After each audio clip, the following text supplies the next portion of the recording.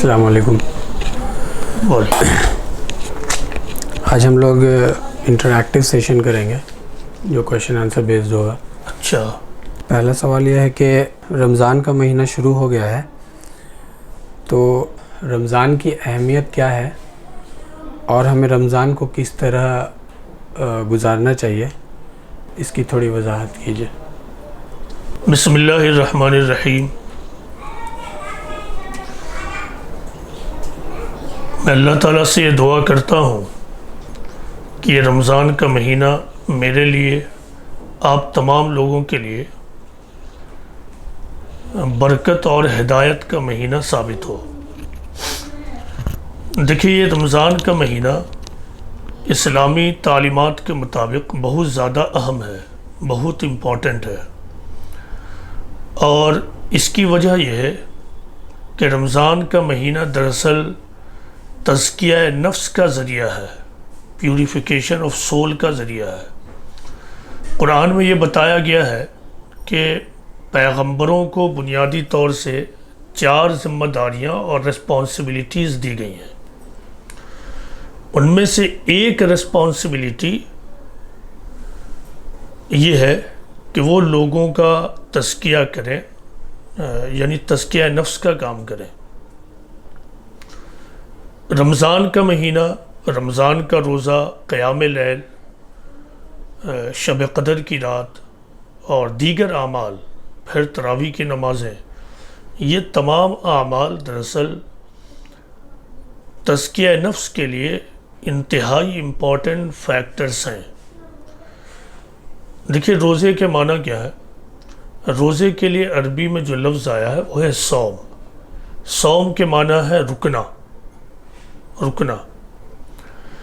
تو قرآن و حدیث پر جب آپ غور کریں گے تو یہ معلوم ہوا کہ رمضان میں روزے کے درمیان جو رکنے کا عمل ہے وہ دراصل ایک سمبولک رکنا ہے، سمبولک ایبسٹینشن ہے.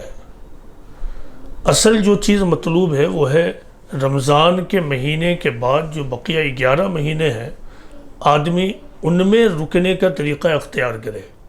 لہٰذا آپ دیکھیں گے کہ رمضان کے مہینے میں روزے کے درمیان جن چیزوں سے روکا گیا ہے وہ تمام چیزیں جائز ہیں. کھانا جائز ہے، پینا جائز ہے، اسی طرح ہسبینڈ اور وائف کا ریلیشن جائز ہے، لیکن روزے کے درمیان یہ قطعاً پروہیبیٹڈ ہے. تو اس سے یہ معلوم ہوتا ہے کہ رمضان کے مہینے کا روزہ دراصل اینول سمبولک پریکٹس ہے. اینول سمبولک پریکٹس یعنی سالانہ علامتی مشق. وہ اس لیے تاکہ رمضان کے مہینے کے علاوہ 11 مہینوں میں ایک مسلمان بہتر زندگی گزار سکے. روزے کے درمیان دیکھیے، حدیثوں میں جو گائیڈ لائنز آئی ہیں روزے کے حوالے سے، اس پہ بھی آپ غور کیجئے گا تو یہ معلوم ہوگا کہ روزہ دراصل اخلاقی ڈسپلین کی پریکٹس ہے، مورل ڈسپلین کی پریکٹس ہے. مثال کے طور پر ایک مشہور حدیث ہے کہ پیغمبر اسلام محمد صلی اللہ علیہ وسلم نے کہا کہ تم میں سے جس شخص کے روزے کا دن ہو تو وہ نہ تو کسی سے لڑائی کرے، نہ کسی کو برا بھلا کہے، اور اگر کوئی دوسرا اس سے لڑے، اس کے خلاف ایبیوسو لینگویج استعمال کرے، تو اس کے جواب میں وہ کہہ دے کہ میں روزے سے ہوں. اسی طرح ایک مشہور حدیث ہے کہ پیغمبر اسلام نے فرمایا کہ تم میں سے جو شخص جھوٹ بولنا اور جھوٹ پر عمل کرنا نہ چھوڑے تو اللہ کو اس کی حاجت نہیں ہے کہ کوئی شخص اپنا کھانا اور پینا چھوڑ دے. تو ان احادیث سے یہ معلوم ہوتا ہے کہ روزے کے ذریعہ اصل کیا مطلوب ہے، اصل کیا ریکوائرڈ ہے. تو اصل جو چیز ریکوائرڈ ہے وہ ہے اخلاقی ڈسپلین. اصل جو چیز ریکوائرڈ ہے وہ یہ ہے کہ رمضان کے مہینے میں جائز چیزوں کو چھوڑ کر بقیہ مہینوں میں ناجائز چیزوں کو چھوڑنے کی عادت پڑ جائے. رمضان کے مہینوں میں پرمیسیبل تھنگس کو، وانٹڈ تھنگس کو، جائز چیزوں کو چھوڑ کر رمضان کے علاوہ مہینوں میں ان وانٹڈ چیزوں کو، امپرمیسیبل تھنگس کو چھوڑنے کی عادت دلانا ہے. تو رمضان کا مہینہ دراصل تربیت کا مہینہ ہے، اور رمضان کا امپورٹنس دراصل اسی لیے ہے. رمضان کے مہینے کا جو ایک دوسرا مقصد ہے وہ ہے بندوں کو اللہ سے قریب کرنا. یہ جو قیام لیل ہے اور شب قدر کی رات ہے، ان راتوں میں بندہ کیا کرتا ہے؟ اللہ کو زیادہ سے زیادہ یاد کرتا ہے. قیام لیل کا مطلب ہے رات کے وقت میں نماز پڑھنا، رات کے وقت میں عبادت کرنا. یہاں ایک بات واضح کرتا چلو کہ قیام لیل یعنی رات کے وقت میں عبادت کرنا. تو اس کا مطلب یہ نہیں ہے کہ ایک آدمی رمضان کے مہینے میں ساری رات نماز پڑھتا رہے. حالانکہ آدمی کی اپنی چوائس ہوگی، لیکن جو حکم ہے اس کا مطلب یہ نہیں ہے کہ آدمی رات بھر مسلسل عبادت ہی کرتا رہے. تو ظاہر اگر ایسا کرے گا تو دن میں جو اس کا عمل ہے وہ ڈسٹرب ہوگا. تو اس کا مطلب یہ ہے کہ رات کے وقت میں آدمی، بہترین طریقہ یہ ہے کہ رات کے آخری حصے میں اطمینان سے اٹھے، اور پھر اٹھنے کے بعد جتنا ہو سکے اس سے اطمینان و سکون کے ساتھ وہ چند رکعات کو ادا کر لے. تو یہ ہے قیام لیل. تو رمضان کے مہینے میں جو زیادہ سے زیادہ ہم نمازیں پڑھتے ہیں، اس کا مقصد ہے قرب الہی کا حصول، اللہ سے زیادہ قربت حاصل ہو جائے، اس کا حصول. تو ان وجوہات سے رمضان کے مہینے کی بہت زیادہ اہمیت ہے. رمضان کے مہینے کی جو سب سے اہم بات ہے، اور جس بات کی وجہ سے بقیہ تمام چیزیں ہیں، وہ یہ ہے کہ یہی وہ مہینہ ہے جس میں پیغمبر اسلام محمد صلی اللہ علیہ وسلم کے اوپر ریویلیشن اسٹارٹ ہوا، وحی کا آغاز ہوا، اور رمضان کے مہینے میں ہی قرآن کا نزول شروع ہوا.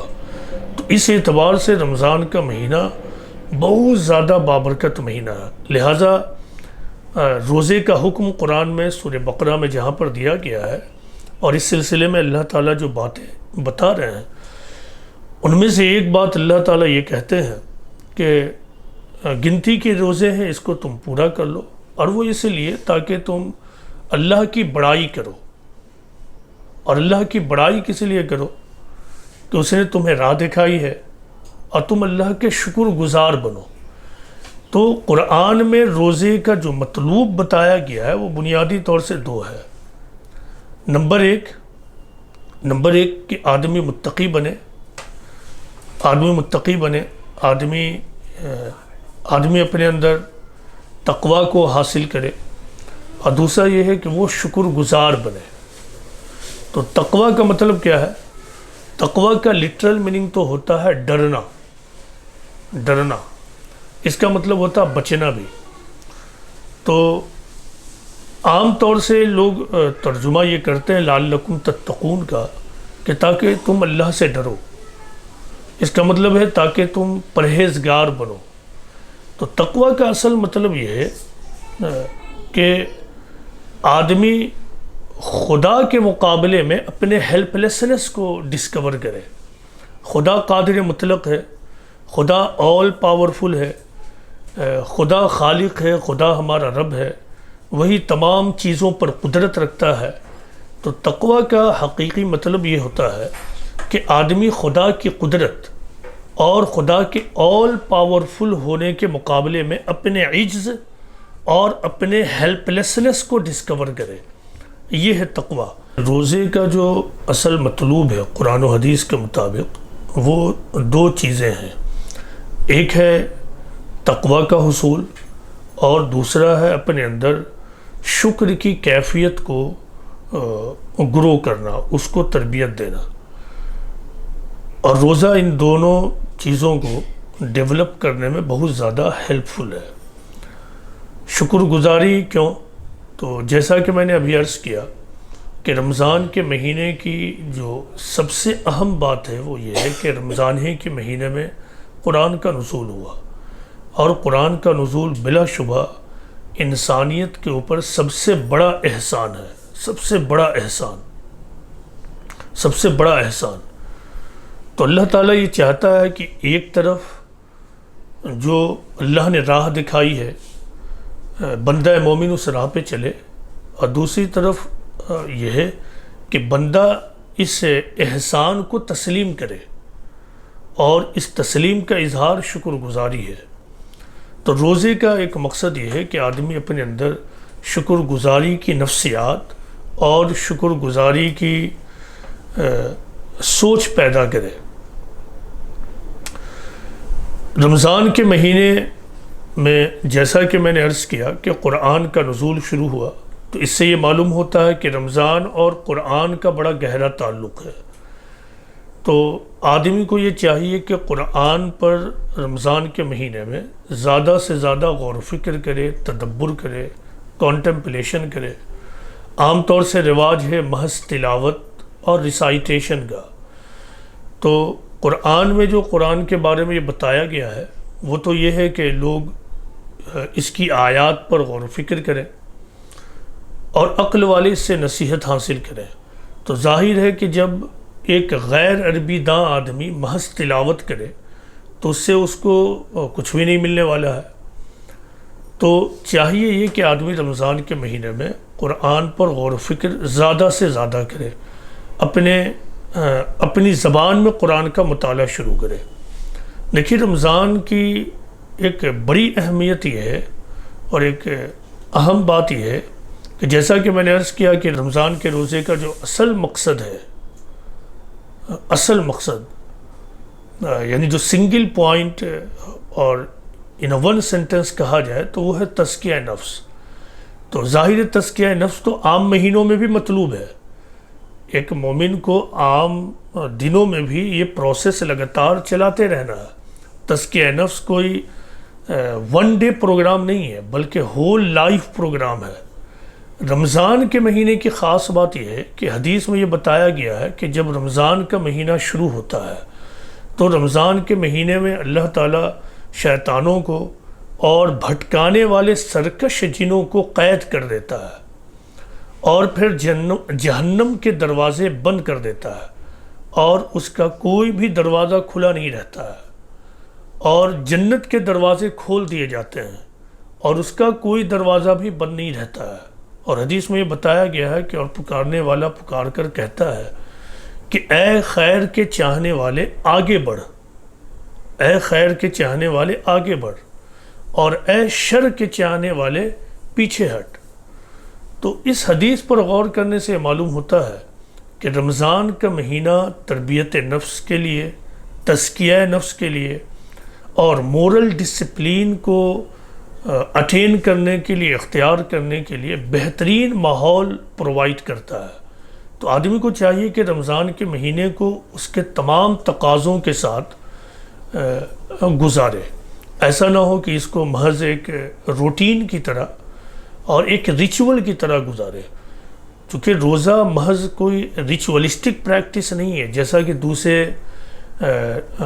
دوسرے ڈسپلین میں ہم دیکھتے ہیں، دوسرے دھرموں میں دیکھتے ہیں۔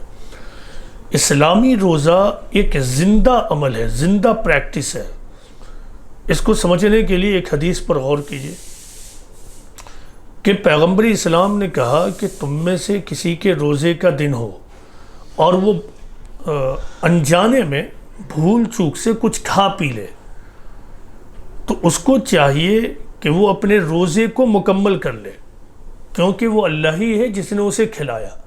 مطلب روزے کی حالت میں اگر کوئی بھول چوک سے کھا پی لے تو اس کی وجہ سے روزہ ٹوٹتا نہیں ہے۔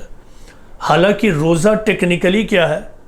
روزہ ٹیکنیکلی یہی ہے کہ آدمی صبح کے وقت، فجر کے وقت سحری کر لے، اور اس وقت سے لے کر پھر شام کے وقت یعنی سورج کے غروب ہونے تک، سن سیٹ ہونے تک مکمل بھوکا اور پیاسا رہے، ایک دانہ کھانا بھی زبان پہ نہ رکھے اور پانی کا ایک قطرہ بھی نہ ڈالے۔ اس کے باوجود کوئی بھول چوک سے اگر کھا پی لیتا ہے، اس کے باوجود روزہ ٹوٹتا نہیں ہے۔ تو اس سے معلوم ہوا کہ روزہ خالص قانونی قسم کا عمل نہیں ہے، بلکہ یہ ایک لیونگ پریکٹس ہے. دیکھیے قانون کے بارے میں تو یہ کہا جاتا ہے کہ اگنورینس ہیز نو ایکسکیوز ان لا، یعنی قانون میں اگنورینس جو ہے نہ جاننا کوئی ایکسکیوز نہیں رکھتا ہے. لیکن دیکھیے یہاں ایکسکیوز موجود ہے کہ کوئی بھول چوک سے کھا لے تو پھر روزہ اس سے نہیں ٹوٹتا ہے. تو یہ ایک زندہ پریکٹس ہے. تو زندہ پریکٹس کو آدمی شعوری طور ہی پر انجام دے سکتا ہے. اگر آدمی روزے کو اور رمضان کے مہینے کو اس کے تمام تقاضوں کے ساتھ انجام نہ دے تو پھر روزہ اور رمضان کے مہینے سے اسے کچھ بھی نہیں ملنے والا ہے. لہٰذا اس مفہوم کی حدیث موجود ہے کہ آدمی اگر رمضان کو اور روزے کو اس کے تمام تقاضوں کے ساتھ نہ رکھے تو پھر ایسے روزہ رکھنے والے کو روزے سے کچھ بھی نہیں ملے گا. ایسے رمضان گزارنے والے کو رمضان سے اور روزے سے بھوک اور پیاس کے علاوہ کچھ بھی نہیں ملے گا. تو یہ ہے رمضان کی اہمیت اور روزے کی اہمیت. تو ایک طرف یہ کہ رمضان اور روزے کا امپورٹنس کیا ہے وہ معلوم ہوا، اور دوسری طرف رمضان کے امپورٹنس کا ایک پہلو کیا ہے، وہ ہے کہ رمضان ہمیں اخلاقی تربیت کے لیے بہترین ماحول پرووائڈ کرتا ہے. اللہ تعالیٰ نے اس کا خصوصی بندوبست کیا ہے کہ آدمی اس ماحول کو اویل کر کے اپنی تربیت کرے. تو اللہ تعالیٰ سے دعا کیجئے کہ اللہ تعالیٰ اس پورے مہینے کو ہمیں اس کے تقاضے کے ساتھ گزارنے کی توفیق دے.